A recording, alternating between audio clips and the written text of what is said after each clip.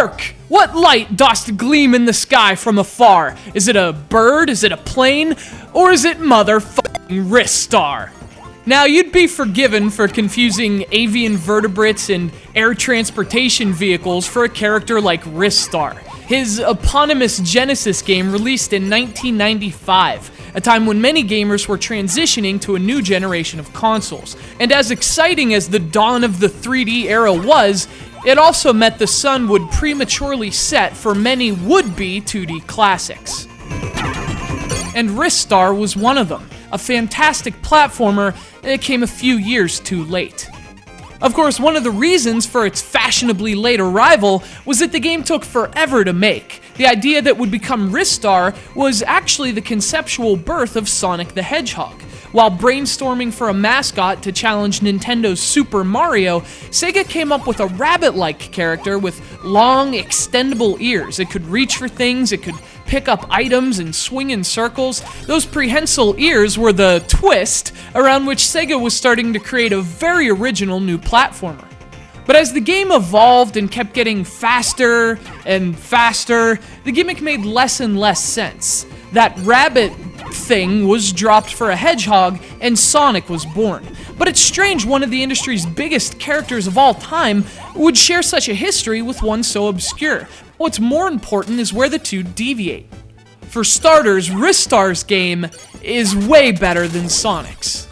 At least I think so, but really it's all about preference. Ristar shares a lot in common with Sonic the Hedgehog in terms of aesthetics and level design, but the two games embrace an entirely different set of gameplay principles.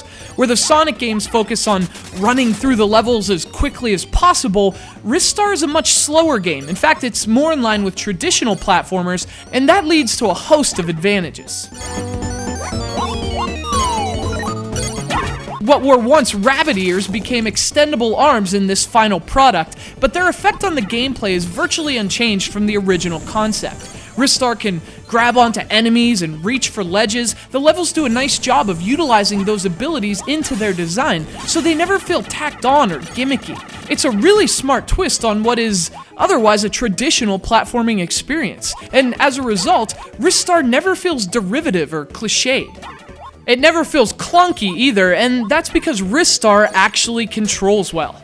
Again, to make a comparison to Sonic, Ristar feels heavier and more grounded. He doesn't have the momentum-based controls used in Sonic, which are great for going fast, but let's be honest, they can be a real hindrance for precise platforming. On the other hand, precise platforming is an absolute joy in Ristar. The swinging mechanic may feel a bit strange at first, but once you learn how to utilize the ability to the fullest, you'll be able to swing and leap through the levels like a celestial hybrid of Bionic Commando and Donkey Kong Country. And to me, that's what makes Ristar so good. It's a clever progression of the genre's ideas, but it never takes away what makes a platformer a platformer. The controls are key in enabling those ideas to work, and they do. They really set Ristar apart from other Sega mascots, but just to give him that unmistakably Sega feel, Ristar can also do a little blast processing of his own. Obviously, we're huge fans of this game here at Undertow, as the name of our channel should suggest to more attentive Ristar fans, and it's a shame games this good sometimes go overlooked. But fortunately, Ristar has risen once again on the Wii's Virtual Console, another chance to shine his underrated light.